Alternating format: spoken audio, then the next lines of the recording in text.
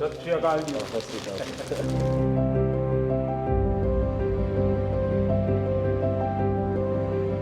हिंदुस्तान के गांव का एक लड़का जब दुनिया में नाम रोशन करता है तो अच्छा लगता है।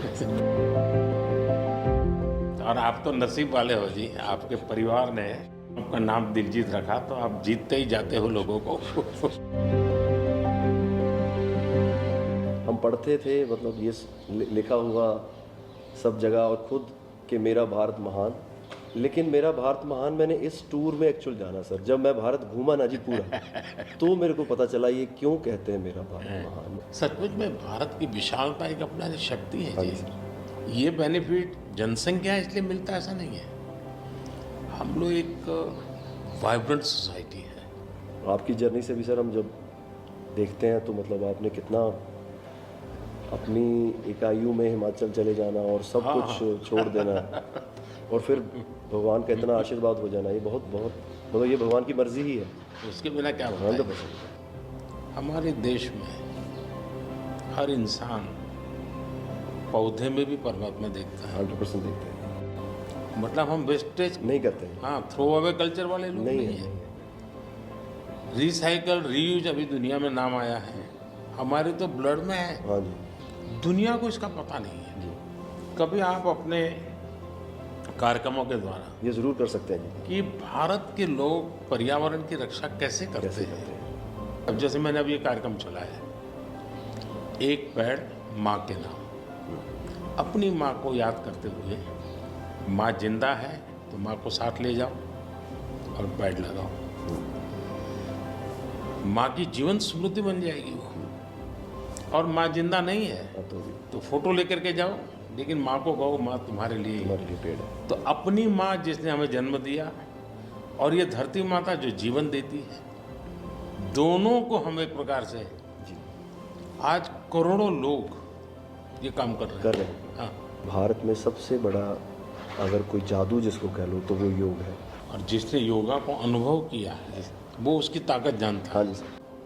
आपको ये बाहर जाते हैं तो अनुभव क्या आता है, संगीत के इतने बड़े समारोह में जाते हैं तो बाकी लोगों की भाषा, उनकी स्टाइल, नए इमोशंस होते हैं। जी जी सर, मेरे को लगता है सर जैसा उन्होंने बना दिया एक कोचेला को, एक फेस्टिवल या और भी फेस्टिवल्स बड़े होते हैं, हम तो बहुत ज़्यादा बड़े कर सकते हैं यहाँ पे सर। और लोग दुनिया भर से ट्रैवल करते हैं ऐसे फेस्टिवल्स के लिए। तो हमारा तो इतना रिच कल्चर है, अगर हम ढाबे में बैठ के भी खाना खा रहे हैं और कोई राजस्थान में गा रहा है तो इतना सुरीला गा रहा है कि बंदा बोलता है कि मैं गाना छोड़ दूं यार, ये इतना अच्छा गाना गा रहा है।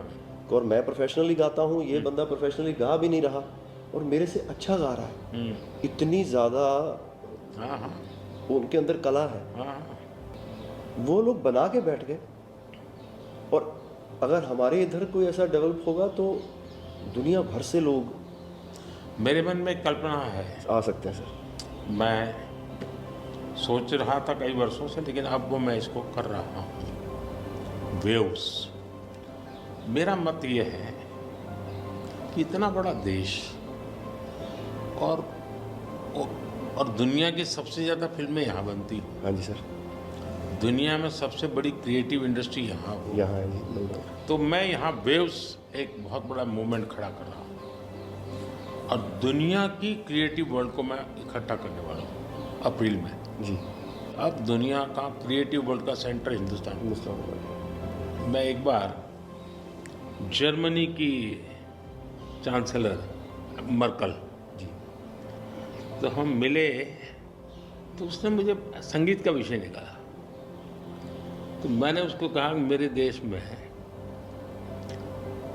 सूर्योदय के पहले संगीत हो ये अलग है और सूर्योदय के बाद अलग उसका है। टाइम अलग है। हाँ जी। मैंने कहा मेरे अलग अलग प्रहर मेरे यहाँ होता है, हर प्रहर का संगीत होता है। फिर मैंने कहा सैड सिचुएशन है तो एक संगीत है, जॉय है तो एक है। तो फिर उनको बड़ा इंटरेस्ट लिया।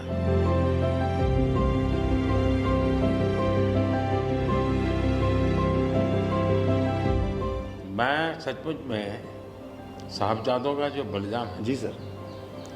लेकिन सिख परंपरा ने उसको जिस प्रकार से निभाया है, जी, अद्भुत है। मैं तो पंजाब में रहा हूँ तो मुझे मालूम है, माता गुजरी और 7 दिन तक लोग सोते नहीं और घर सच्ची नीचे सच्ची सोते ज़मीन हैं। पे सोते हैं जी। हाँ जी, हाँ जी। मुझे खुद को बड़ा इमोशनल अपील करता था। हाँ जी, हाँ जी। तो फिर मैंने यहाँ आकर के 26 दिसंबर को हाँ जी, बाद में। वीर बाल दिवस मना था। हाँ जी। और मैं देश के हर बच्चा को चाहता हूँ कि वो समझे कि कैसे वीरता होती थी, जी सर। आस्था क्या होती थी। कच्छ के अंदर लखपत में गुरुद्वारा है। 2001 में जब भूकंप आया तो उसको काफ़ी नुकसान हुआ गुरुद्वारा को। गुरु नानक देव जी वहाँ रहे थे तो मुझे बड़ी गहरी चोट पहुँची।